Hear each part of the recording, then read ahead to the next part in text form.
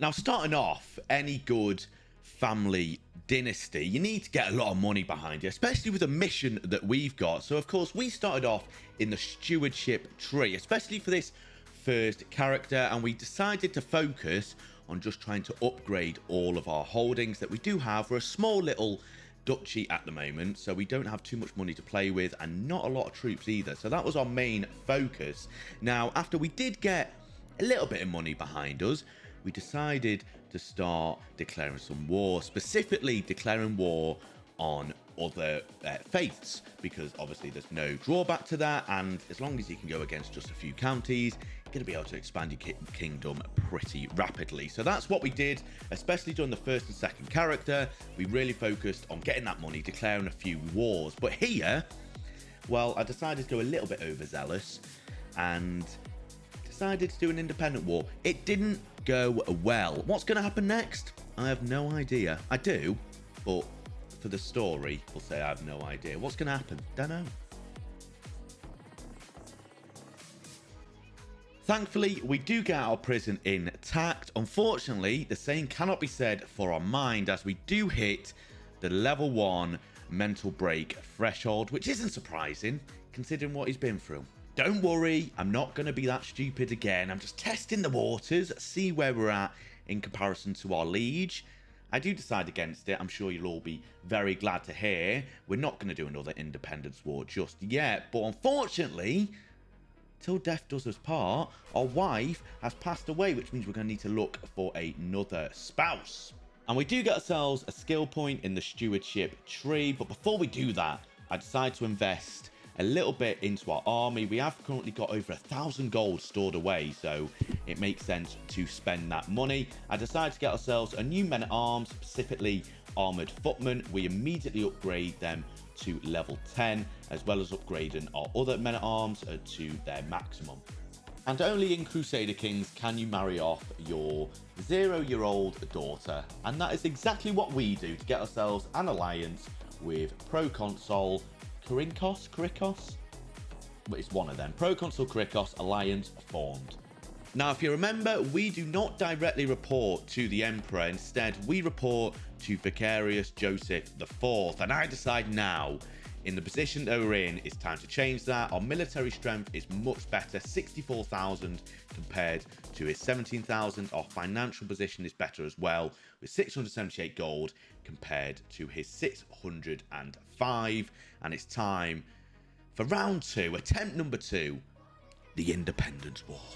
And kickstarting this war, we do have the Battle of Lebedos. Now, initially, this battle does go pretty well, and it looks like we are going to come out on top in our first major conflict. But unfortunately, their reinforcements arrive, and that does result in a pretty big defeat initially. It was pretty closely tied, but unfortunately, they were able to come out on top before I could call in any of my allies. Thankfully, I was able to call in quite a few of my allies to get them ridiculous amount of troops on our side. We call in a dynasty member, and we do call in our alliances in the hope that they arrive on time to assist us in getting this war complete pretty quickly, because we don't want to be in a war for too long. As you can see, we are on deficit with money as well, losing 27 gold per month. And eventually, all of our allies do arrive to replenish our army, which means we can finally take the fight back to the enemy, as they are just about to complete sieging our capital as well. So pretty damn good timing. And we do dispose of that enemy army. A pretty comfortable victory in the end, which now does mean we can start sieging some of their cities and counties. But the enemy is not finished yet. Despite being routed in the last battle, they do manage to get themselves 10,000 troops to try and get a little bit of a fight back in this war.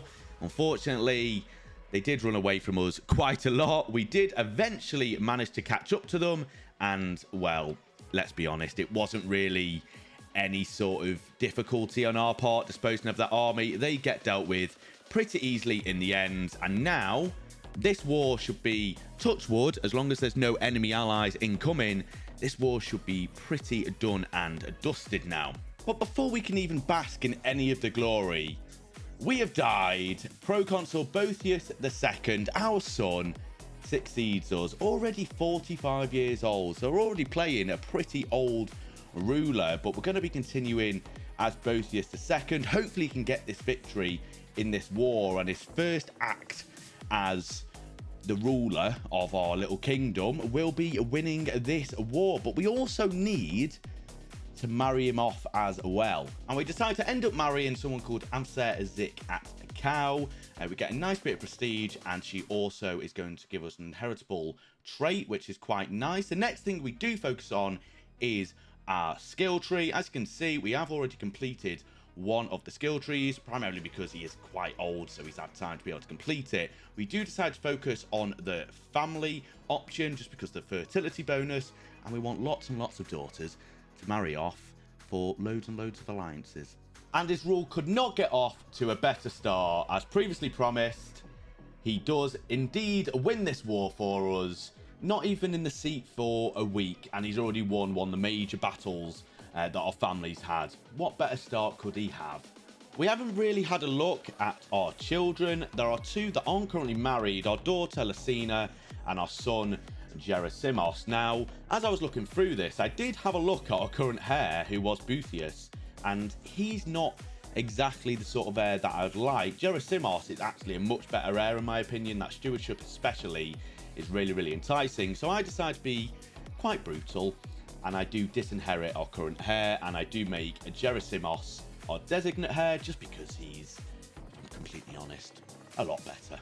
And now, as you can see, we are one domain above our domain limit. So I do decide to give our newly designate heir, Gersimos, a county just to get us back within a limit. Now, we are at that point where I do start looking at some potential holy wars. I do look at the Kingdom of Hastan and the Yusufid Kingdom as two potential targets. They are much bigger than us, so there is some inherent risk there. I do decide against it for the time being. I do also look, which, looking back, pretty ridiculous, at potentially trying to declare war on the Rashidun Salafat, which, as you can see, size-wise, pretty superior. But at this point, I'm really confident, everyone. I'm really confident. So for me, we are David and everyone else is Goliath. And as we know, the underdog always wins. And after a bit more planning and preparation work, we do get a Kalos Belli on all of Kilikia. It's going to cost us 147 gold. Now, obviously, I did say previously that the Rashidun Salafat was a lot bigger than us. But if we have a look at the amount of troops that each party has, we have over 60,000 and over 1,000 gold, whereas they have 15,000 men and only 59 gold, and we have 3 allies and they don't have any. So I feel like, although they're a much bigger kingdom, we are obviously much stronger, and hopefully with the amount of gold we have, if we do have a little bit of difficulty, we can call on mercenaries and you know, any other troops that we can potentially get our hands on. So we do go for all of Kilikia. I feel like this is a fairly easy battle, if I'm honest. It's not going to be too much of an issue, and we do get a massive chunk of land as well, which is going to be absolutely fantastic. And there wasn't really too much to show with this war. We were pretty dominant. Our allies came in pretty rapidly, and we were able to siege most of their counties in pretty quick succession, which did result in us winning the war at a much faster pace than I initially thought we would. I thought it'd be a little bit of a slog. You know, I thought they might marry off some of their daughters, potentially get some allies. But it was a pretty easy win, and we get ourselves a nice, lovely chunk of land to add to our realm. And very quickly, we do have a lot of factions created against us, so that is something we're going to have to keep a close eye on. And as you'd expect, a lot of our vassals do not like us. And I also noticed that we are currently 4th in line to the entire empire. So for the first time so far in our sort of family history, I decided to do a little bit of intrigue, decided to try and get a bit of assassinations done to try and further our way up the succession line. It's going to take a little bit of time, but this is potentially the beginning of our sort of build up to us becoming the emperor. And with just under a year of build up, we finally do get the option to assassinate our target, and thankfully it does succeed. 1 down, 2 to go. And with our first successful assassination under our belt, we do continue with this sort of intrigue dominated part of our life in an attempt to get us further up that ladder. As I did say, we do decide to put our spy master in the capital of the empire to try and uncover some secrets, hopefully get some blackmail that we can use to force our way once again up the voting ladder to get us potentially in a position where we can either take the kingdom or empire by force, or we can get voted into the title heir. I tell you what, we are becoming a man to be feared. Second assassination is a success. Unfortunately, both times we have been caught, so we are going to have to keep an eye on people's opinions, especially close family members, but so far, so good.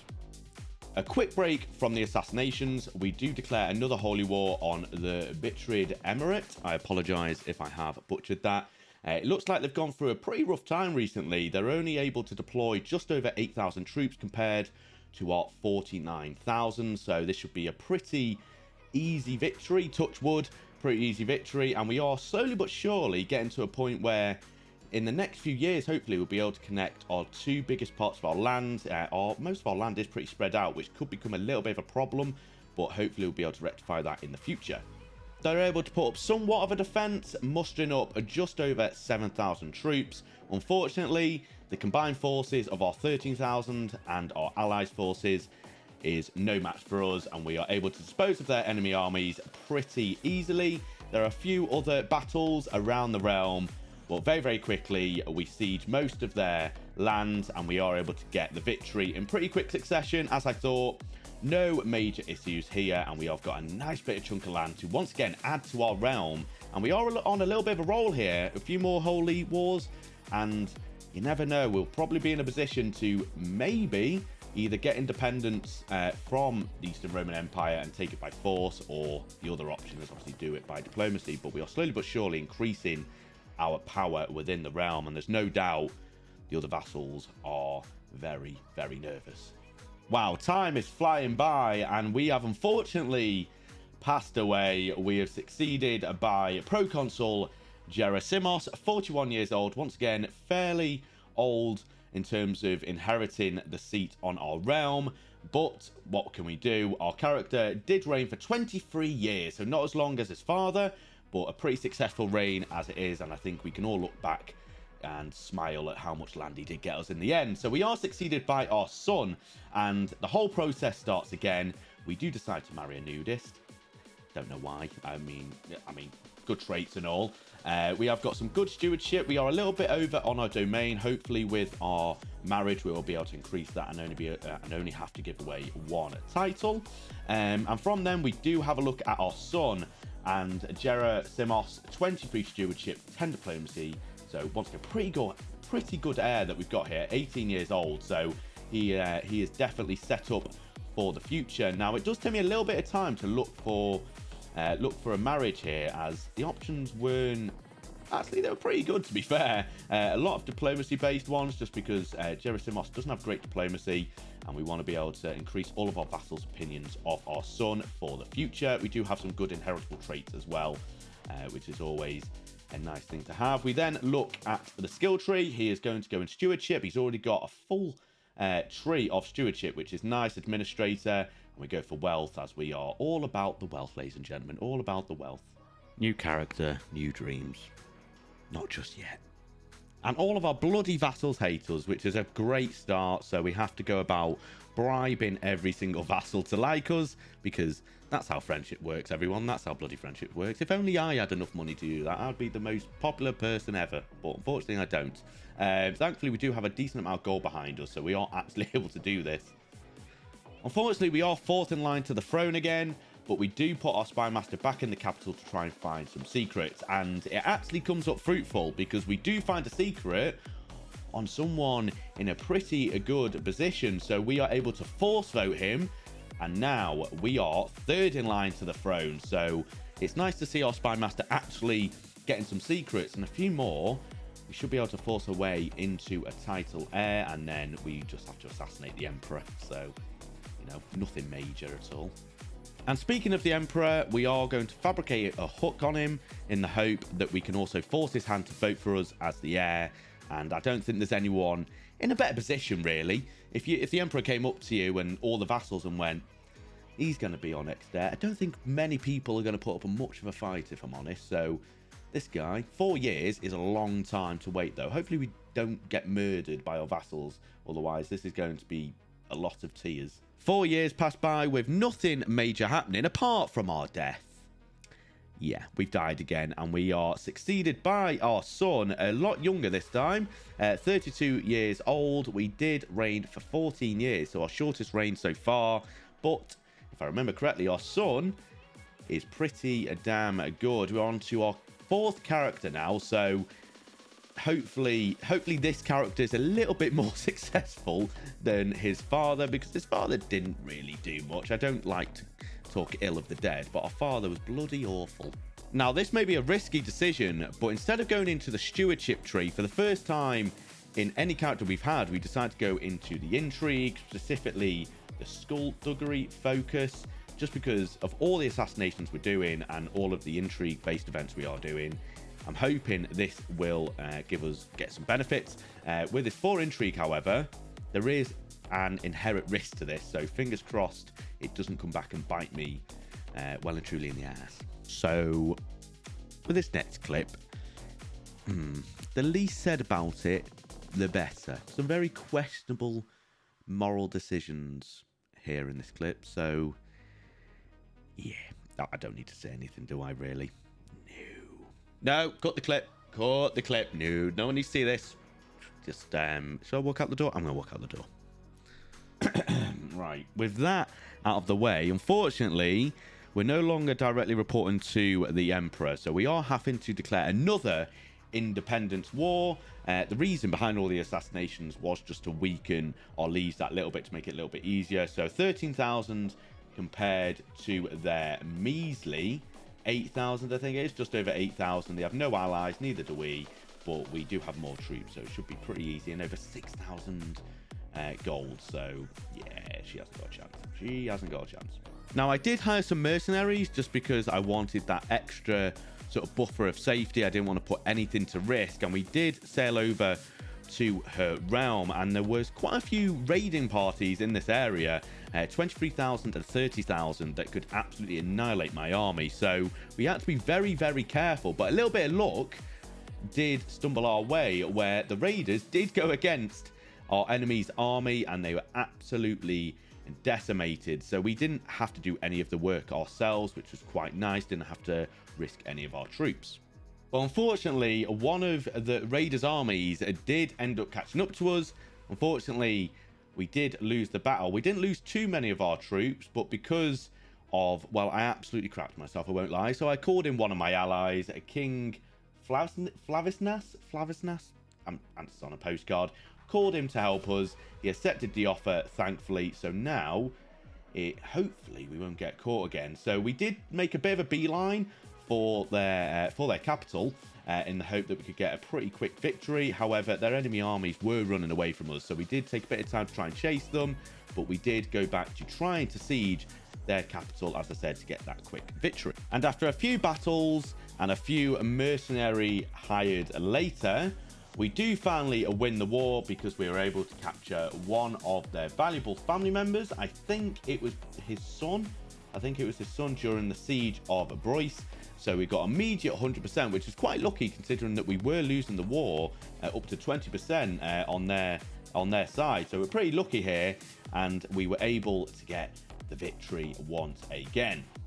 We're still third in line to the throne, but most importantly, we decide to go against our most formidable opponent yet for a holy war, the Persian Empire. Looks like that once again they've come across hard times recently. Only 4,000 troops, or just over 4,000 troops, compared to our 30,000. So as mighty as the Persian Empire may be, they're not so mighty right now.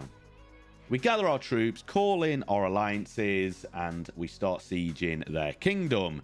The army they are able to muster up, just over 6,000, decides to be wimps and runs away. What honestly seemed like forever. It felt like I had the Benny Hill theme song behind me consistently throughout this. I literally chased them for, I mean, in-game months for about a few minutes at least. It was absolutely ridiculous. Eventually, we do catch up to them and we do defeat the army.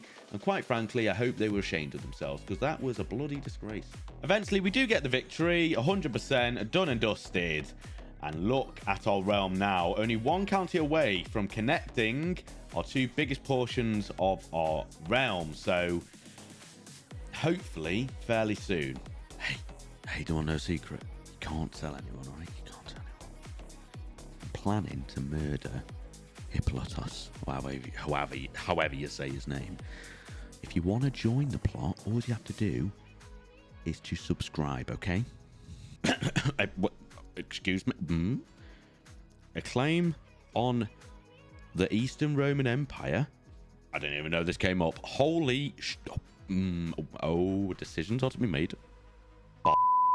Ladies and gentlemen, the time has come to take over the Eastern Roman Empire. And what a battle it will be. 75,000 versus 44,000. Plenty of money in the bank for both sides. And oh my word, the time has come. The time for glory upon this house is here. Oh, for the love of God, allies, please do not abandon me now. Please do not do this to me. Whew. Right, I don't know about you, but can, we hurry this up a little bit? The whole army thing? Because I'm looking up the screen, and there's a 40,000 army size that's all united. Oh, was this a mistake? At this point, everyone was up for the marriage auction. Like, I was panicking, like, well and truly panicking. There was posters of my daughters all over the streets of Rome at this point, just asking for alliances. I'd take Bill from the local bar if I could, but he can muster up a baseball bat and a shield, which, quite frankly, is not useful in this scenario. Tell you what, this is one hell of a game of chicken. Holy smokes.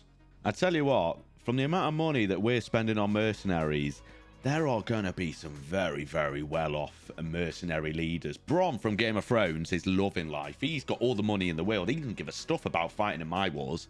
Honestly, over the next 2 years of this war, absolutely nothing happened. We seized a few cities, they seized a few cities. My army got decimated by the siege, disbanded the army, and then waited for them to recover. Literally nothing happened. This is the most boring, anticlimactic part of war I've ever had. It's meant to be the most exciting. And both armies just don't want to fight, apparently. Now, initially, I didn't actually think that we'd be able to get any holy orders because we're of the same faith and religion, but apparently I can get a holy order of 13,000, which has sort of changed the game a little bit. So thank you to Order of the Holy Virgin. You've potentially just saved me an unbelievable amount. Now, believe it or not, I actually did have a plan behind making all of my armies wait. As you can see, we've got 30,000 plus our allies of 40,000 overall. Now, my plan was to actually let the enemy siege our cities and decimate their troops, because all of our holdings are pretty well upgraded. So they were able to lose quite a lot of their troops, which worked in our favor, as you can imagine. So there was actually a plan behind this madness. Ladies and gentlemen, the biggest battle of this campaign is about to begin. The only battle, but my God, is it of monumental proportion. Here we go. And we, ladies and gentlemen, defeat the enemy army. What a result. It took a while. It took a lot of waiting, but my God, was it worth it? That, honestly, when I was doing this, I was very, very nervous. Because if this would have gone badly, there is no way this would have worked. Our army wouldn't have recovered. So hopefully that'll be the same for now. They've lost their morale's in the bin, and they will not be able to recover any of this army. And if they do, we'll be able to stomp them into the ground pretty quickly. And at this point, I was pretty confident a victory was in the bag. I was going to become the new emperor of the Eastern Roman Empire and destroy it from within. But we had to do a few bits of sieging first. We're already a really, really nice progression score as it is. us and our allies just go to absolute town on some of their cities. And finally, ladies and gentlemen, say it with me. We are the Emperor of the Eastern Roman Empire. And, well, as good as it was, as fantastic as it was to become the Eastern Roman Empire, after all that work, we now have to do what we promised and start destroying the empire from within. So to do this, it was pretty easy, as you can imagine. I just started granting independence. I just started granting loads of land to vassals outside of my realm, or grant them independence on the same sort of level kingdoms and stuff like that. Grant them all independence. And eventually, we did end up just as a lowly count, and I don't really know how to feel about it at the time. I'm going to be honest, I didn't really know how to feel about it, because it was a weird sensation. Like, literally 5 minutes ago, I was celebrating that was the Eastern Roman Empire, Emperor, and now I'm a lowly count. So, yeah, it was a mixed bag of feelings, if I'm honest. And here we are, with just 2 counties left. The Eastern Roman Empire is officially no longer a thing. It's no longer a thing. We've decimated it, and we can no longer hold the title of the Eastern Roman Empire. Now, if we have a look at our family tree, it only took us 5 characters. Now, I am by no means an expert in Crusader Kings 3, but first time I've ever done something like this, and it was a lot of fun. Obviously, each character had their own little... each character had progressed massively to this, quite frankly, very disappointing end, if anything. But it was a lot of fun. It was a hell of a lot of fun, and I really hope all of you enjoyed it. Obviously, it's only 2 videos on this channel, so I'd appreciate it massively if you did subscribe, and feel free to leave a comment in the comment section below as well. Have you done anything like this before? Have you done anything similar? Have you, tell me a story about your CK3 characters. What is your most memorable campaign on CK3? Let me know. Put it in the comment section. I want to hear it all. But until next time, thank you so much for watching. I really hope you enjoyed it. Take care, and I'll see you in the next video. Goodbye.